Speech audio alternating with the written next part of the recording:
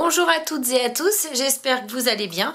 Donc aujourd'hui nous allons apprendre à coudre le petit porte-monnaie Camaro. Donc dans ce porte-monnaie, hop, il s'ouvre comme ça. On a des petites pattes pour maintenir quand on veut ouvrir ou fermer de chaque côté. Et on peut mettre plein de choses à l'intérieur. Des petites cartes tiennent et bien sûr nos petits sous. Vous allez voir, il est très facile à réaliser et il est trop mignon. Pour réaliser le patron du porte-monnaie Camaro, il nous faut une feuille de format A4. On va mesurer en partant de cet angle 16 cm. C'est tout simple, hein, vous allez voir. Donc à 16 cm, 16, je fais une marque. Ensuite, à partir de cette marque, à partir du bas, comme ça, je suis ma marque et je vais mesurer 24 cm. Donc je m'aligne bien pour faire mon angle bien droit et je trace une ligne et du coup je fais mon retour jusqu'au bout.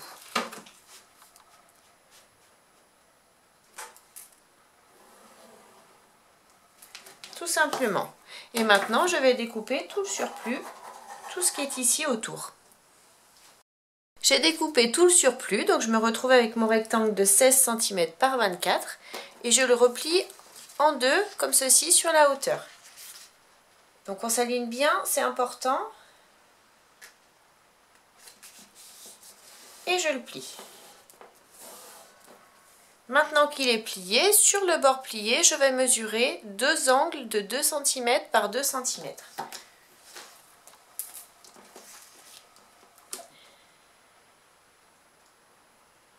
Je les trace, donc 2 cm par 2 cm, pareil de l'autre côté.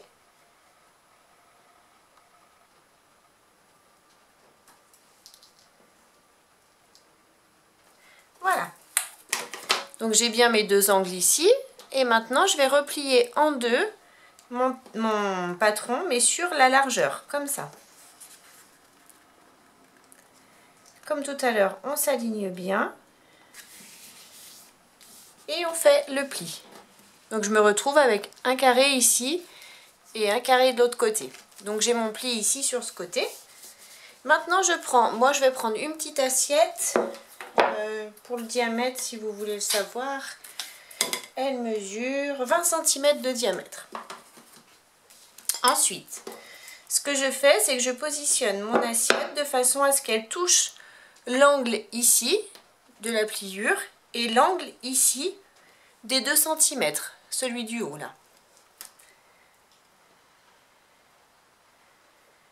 Maintenant que j'y suis, je trace mon arrondi jusqu'ici et ça donne ça.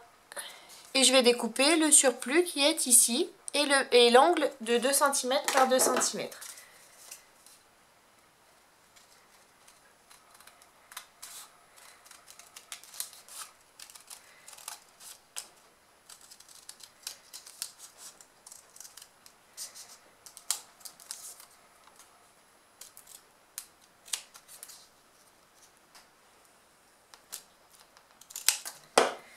Voilà.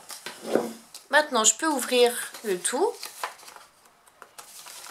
Et j'ai donc mon patron. Donc, à l'aide du patron, je vais découper un tissu extérieur. Donc, exactement pareil, hein. Je l'ai mis à l'envers, j'ai mis mon patron. J'ai mis à l'envers mon tissu, j'ai mis mon patron dessus. J'ai tracé et j'ai découpé de façon à avoir exactement la même forme. Donc, un tissu extérieur. Un thermocollant ou mousse thermocollante pour le tissu extérieur avec le même modèle et un tissu doublure toujours avec le même modèle. Ensuite, pour réaliser le porte-monnaie, il nous faut également un morceau de tissu ou de simili comme moi. Donc j'ai fait les mêmes couleurs que le sac Camaro. Donc ce morceau mesure 10 cm par 8 cm. Ensuite, il nous faut un zip séparable, donc on achète au mètre, d'environ 30 cm. Bien sûr, son petit curseur qui va avec. Et il nous faut également un petit anneau. Donc pour commencer, je vais coller mon thermocollant à mon tissu extérieur. Maintenant que j'ai collé mon thermocollant ou ma mousse, je prends mon zip et je le divise en deux. Donc pour ça, tout simplement, je tire, hop, et je vais positionner donc les dents qui ressortent de mon zip contre l'endroit de mon tissu.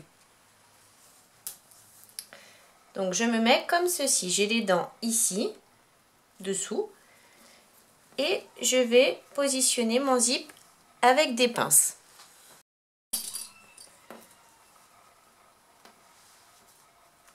Donc je laisse dépasser un petit peu de zip, ici, dans l'angle, mais c'est normal, hein.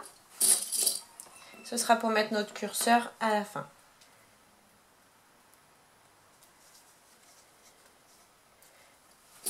Donc je mets bien des pinces de partout, de façon à bien marquer mon arrondi.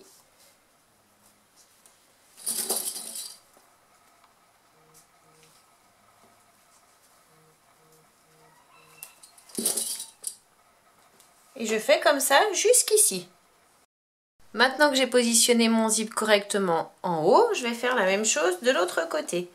Donc on fait bien attention de mettre les dents qui ressortent contre le tissu, face au tissu.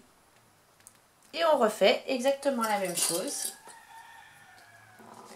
On positionne nos pinces tout le tour.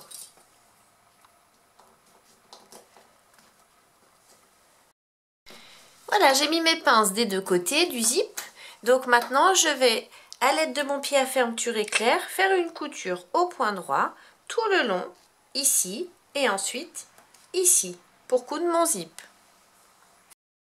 J'ai bien mis mon pied à fermeture éclair, je suis en place et donc on est parti pour la couture. On n'oublie pas le point d'arrêt au début et bien sûr à la fin. On va doucement. On suit notre zip et au fur et à mesure, j'enlève mes petites épingles, mes petites pinces.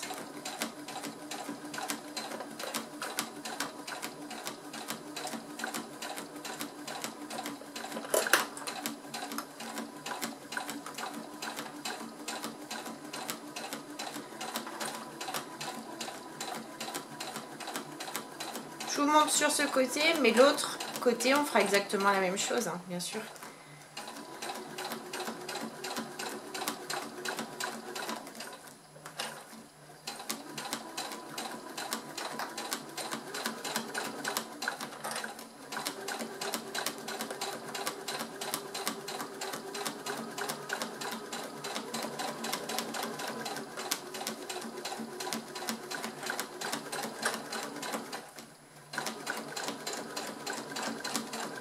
Et maintenant, je fais mon point d'arrêt. Et je fais la même chose pour ce côté. Mes zips de chaque côté sont bien cousus. Hop. Maintenant, je prends mon tissu doublure et je vais le positionner endroit du tissu contre endroit du tissu, comme ceci. Je fais attention, vous voyez, que mon zip soit bien posé ici contre mon tissu et je vais mettre des pinces tout le tour. Donc je m'aligne et je mets mes petites pinces.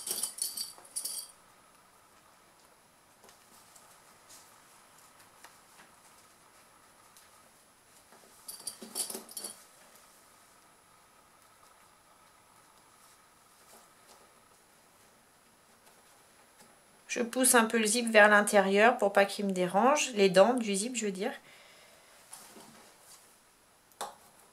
Et je mets mes pinces tout le tour. J'ai mis mes pinces tout le tour, j'ai toujours mes ouvertures sur les côtés, donc il n'y a pas de problème, on va les laisser ouvertes pour pouvoir retourner ensuite notre porte-monnaie. Donc ce qu'on va faire maintenant, c'est qu'on va coudre toujours à l'aide de notre pied à fermeture éclair, là où il y a les pinces, donc tout notre arrondi ici, et ensuite tout notre arrondi ici. Comme tout à l'heure, on n'oublie pas notre point d'arrêt au début et à la fin de notre couture.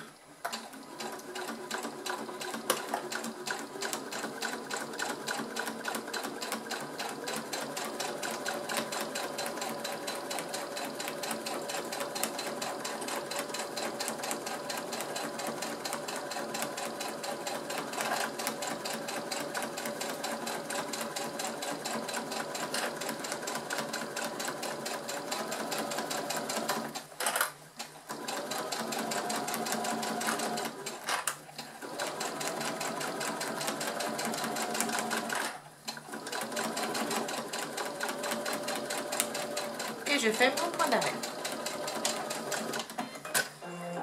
Je fais la même chose pour l'autre côté. Maintenant que mon tissu doublure est bien cousu des deux côtés, je vais retourner mon porte-monnaie en passant par une des ouvertures sur le côté. Donc on va doucement pour pas craquer nos coutures. On fait glisser le tout.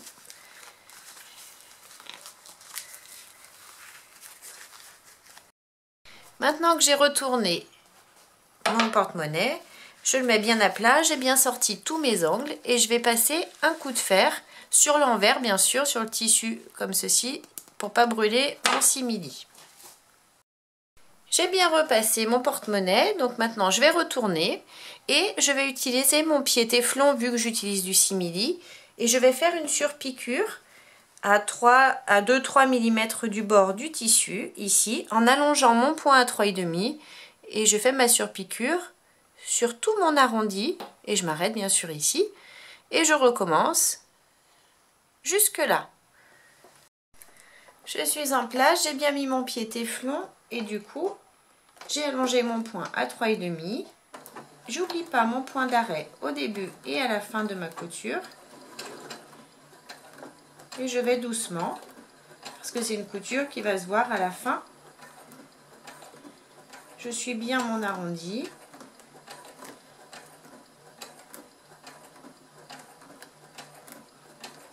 Les surpiqûres sont bien faites. Donc maintenant on va positionner notre petit curseur. Donc pour ça, j'aligne bien mes tissus l'un contre l'autre. Voilà, je m'aligne bien. Je mets une pince pour bien maintenir ici et en bas. Et ensuite, comme vous voyez, j'ai un côté qui est plus long et un plus court de zip. Donc si vous, c'est pas le cas, coupez un morceau un petit peu plus petit que l'autre, sans bien sûr aller du côté du tissu, hein, faut que ça dépasse. Et maintenant, on va passer la première partie de notre curseur dans la grande partie. Et ensuite, je vais faire glisser la plus petite à l'intérieur de la deuxième partie.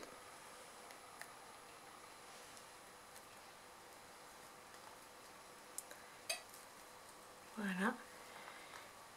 Et je fais juste glisser mon curseur. Donc ça donne ça. Donc je suis toujours bien alignée, il n'y a pas de problème. Donc maintenant, hop, je peux enlever ma pince et je vais retourner mon porte-monnaie. Donc je fais attention que mon curseur ne ressorte pas. Je retourne tout, je sors mes angles. Voilà, de façon à être comme ça. J'ai une partie ouverte et une partie fermée avec mon curseur. Maintenant, je prends mon petit morceau de simili que j'ai coupé de 8 cm par 10. Donc j'ai les 8 cm ici. Et je vais chercher le milieu de ces 8 cm. Donc c'est 4 cm. Et je trace une ligne.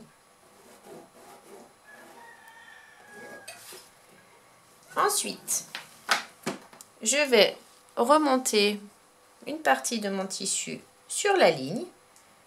Donc comme moi c'est du simili, je mets des pinces, mais si vous utilisez du tissu, vous passez un coup de fer.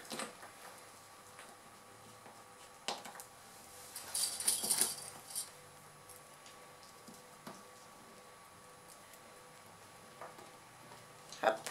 Ensuite, je positionne la partie du haut également sur le trait. Et ensuite, donc elle y est, comme ça.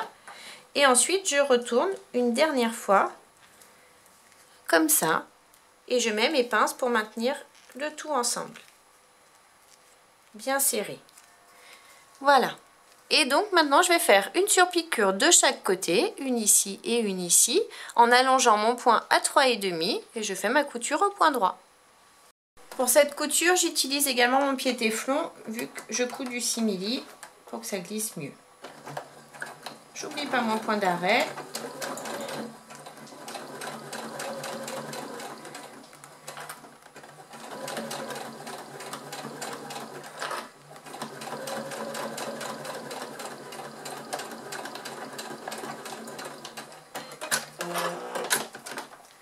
Je retourne et je couds de l'autre côté.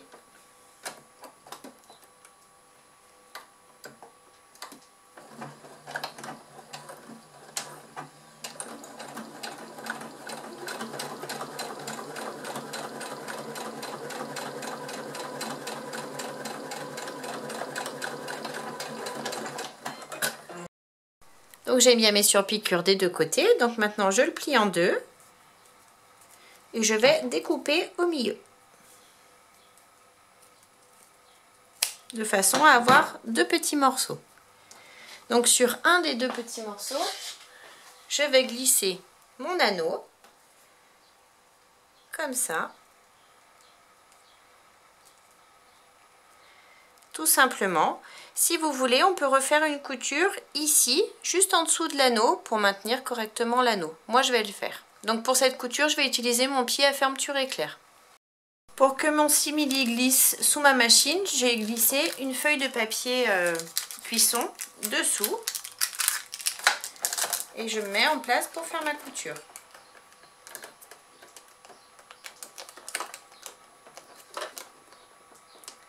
Et j'oublie pas mon point d'arrêt au début et à la fin.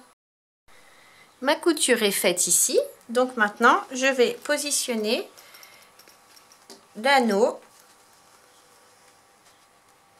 ici. Donc, vous voyez, on a cette grande partie ouverte et je le positionne au milieu de la grande partie. Je m'aligne bien. Je mets une pince et je vais faire une couture au point droit pour bien maintenir ma petite patte. Je fais cette couture à 5 mm du bord du tissu. J'ai bien cousu ma première languette et maintenant la seconde. Donc pareil, je la plie en deux, comme ça. Et je vais la glisser à l'intérieur de ce côté. Donc le côté est fermé, hein, et je la glisse à l'intérieur, comme ça. Et je m'aligne, je mets le milieu sur le milieu de mon zip. Tout simplement. Je découpe l'excédent de zip, j'en ai pas besoin. Hop. Et je mets une pince pour maintenir.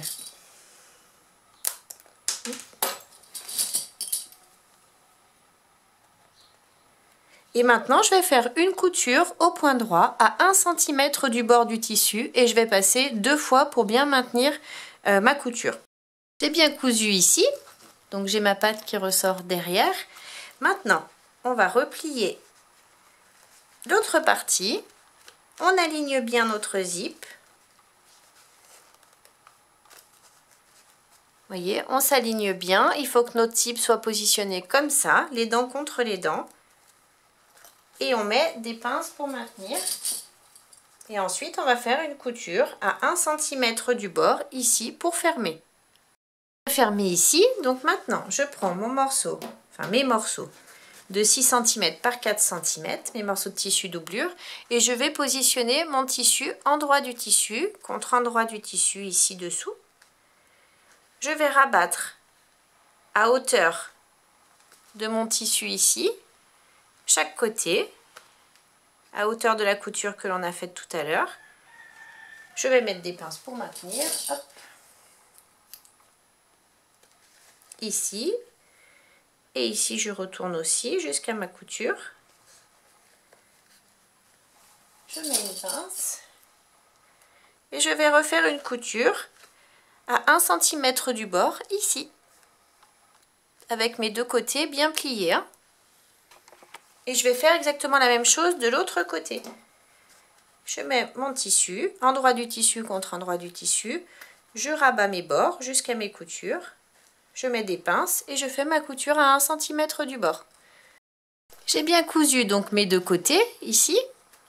Donc maintenant, ce qu'on fait, c'est qu'on tire sur notre tissu, on le replie un petit peu sur lui-même en haut et on va le faire passer de l'autre côté jusqu'à notre couture existante de façon à la recouvrir.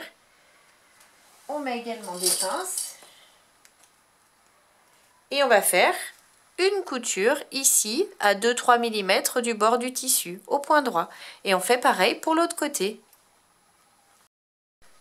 Je suis en place, j'ai bien positionné mon tissu. J'oublie pas mon point d'arrêt au début et à la fin. Et je pousse, parce que j'ai quand même moi des épaisseurs, vu que j'ai utilisé du simili, de la mousse, etc. Mais j'ai une bonne machine. Et Et je fais ma couture tout le long, doucement. Et j'oublie pas mon point d'arrêt à la fin. Et je fais pareil de l'autre côté. J'ai bien cousu donc les deux parties ici. Donc maintenant, il ne me reste plus qu'à retourner mon porte-monnaie, bien sortir mes angles. On sort bien les angles, on aplatit. Donc du coup, on a de belles finitions à l'intérieur.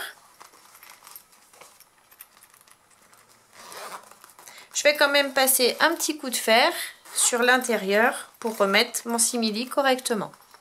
Voilà, j'ai passé un petit coup de fer, donc maintenant j'ai plus qu'à refermer mon petit porte-monnaie. On peut l'accrocher donc au sac comme prévu si vous avez un petit mousqueton dans votre sac. Donc j'espère que la vidéo vous a plu. N'hésitez pas à mettre un j'aime et à vous abonner à ma chaîne. En attendant, moi je vous fais plein de gros bisous et je vous dis à très vite pour une prochaine vidéo. Bye bye!